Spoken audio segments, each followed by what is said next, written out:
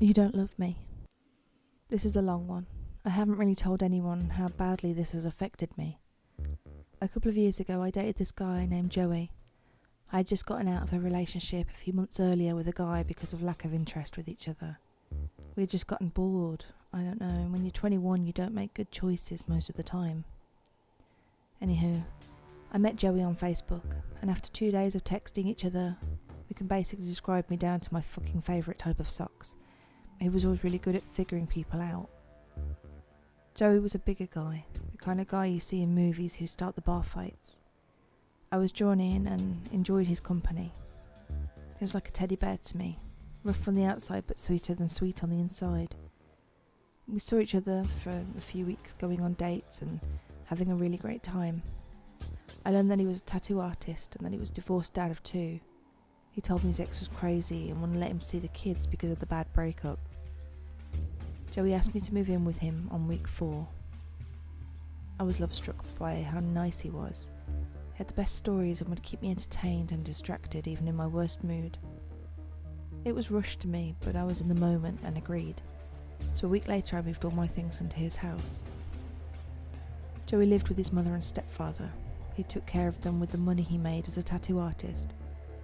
His mother had a bad leg and worked at a laundromat under the table so she could get her government check too. Everything seemed great that first week, like I found a guy who really understood my oddness and could make me smile.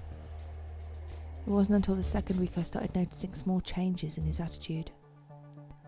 Joey would only go to work when I did. I worked at a grocery store and worked night shifts, so I thought nothing of it at first. He said he was great at his job and people made appointments to fit his needs, so he could work like that, so I never had a moment when I got off work that he wasn't there. He was always there.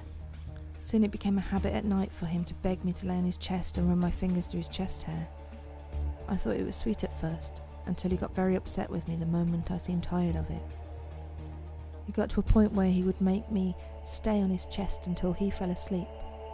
I felt like maybe I was a bad girlfriend by not wanting to indulge him, so I didn't press the matter. Joey started dropping me off and picking me up from work.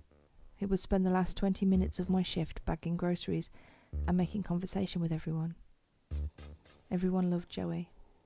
He was just so damn smooth with words you couldn't help but enjoy the conversation. People thought it was romantic of him to want to be with me. I thought it was at first. Then I got aggravated when he downright refused to let me drive myself to work. 3 weeks into our relationship living together, Joey made it clear he wanted me to delete every picture I had of my ex, of any boy on my computer. In fact, he wanted me to delete my Facebook, delete all men from my phone, and not talk to any of them at all. Most of my friends are male. I've always had a hard time getting along with girls, and the only girl I do hang out with is a butch lesbian, whose reasoning was, I love you so much, I don't want to talk to anyone else. Why would you? I felt like this is probably what ruined my last relationship, so I tried it. I kept conversations with males to a very minimum. My only friends who could come over were Sarah and Nathan, both who were gay. A week passes and Joey starts to question my friendship with Sarah. It's become quite clear to him that we are sneaking around his back and making out the 2 minutes we're not in the same room as him. I'm obviously a cheating, lying scumbag for doing so. The fights start at this point, the constant accusations and no trust from him at all. Now at this point I should have left. Hell, I should never have went in the first place. It was just so smooth. I never had to cook, clean or anything. When I got off work he had dinner already made. He had a bowl packed, a movie we'd like to watch and an ear to hear my problems. He seemed like such a great guy. I felt ungrateful for feeling like he was trying to keep me locked away. It was a mindfuck. 4 months pass and my life is a bird stuck in a cage. I never go out anymore.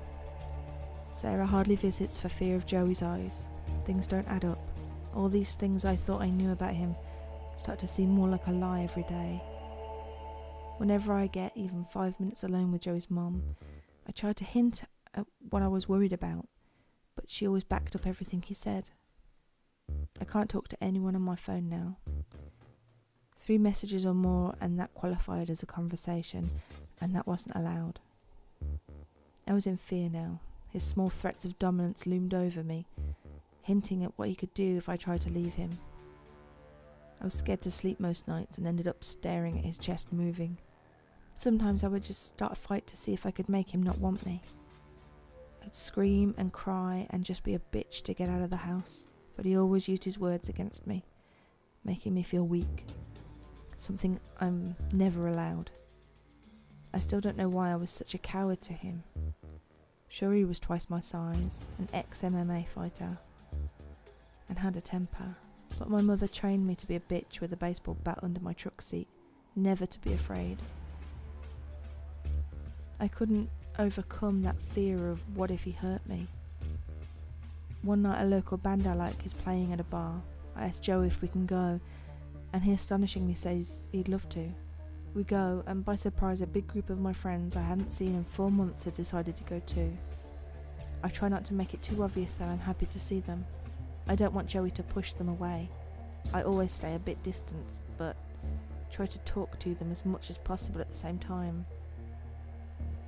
We ended up leaving only after an hour of being there. Joey didn't want me talking to Todd, my old best friend. Even though he was gay, Joey wasn't convinced. The next day, Todd calls me and asks me to hang out for a couple of hours and see his new apartment. I asked Joey if it's okay. His expression is of complete shock. Why would I want to go see a man without him? I can't help but break. Please, let me go see him. Joey looks at me as if I'm pathetic. He says, "You can go, but your shit will be on the porch when you get back." Thank God. If that's the case, I'll take my stuff right now. The look on his face won't leave my mind. He wouldn't let me touch any of my things, and he packs my car for me. I say I'm sorry, and he says no you're not, and slams his door. I hear things breaking inside and I just get the fuck out. Days later, I have to go get my tax refund from his house. His mother called me and told me it was there, and that she wouldn't say I was there. Joey never left the back bedroom when his stepfather was home. I walk inside and can't help but shake and cry silently as I see her face. She knows what I went through. I found out later that Joey had threatened his mother to back up whatever story he told me. That he had hit his first wife and that's why she had left. He never had a job, he never left the house. He took his mother's government check. I never saw his face again after I left, but he still sends me messages on Facebook, asking me to come back, and that he is sorry. It took me half a year to get to sleep. I don't know if I could ever see him again without breaking down. He looms over me in my dreams sometimes. I think about what if I didn't get out. Sometimes the right guy can be so wrong. TLDR, I had a boyfriend who wanted me all to himself and I escaped. One lucky bitch.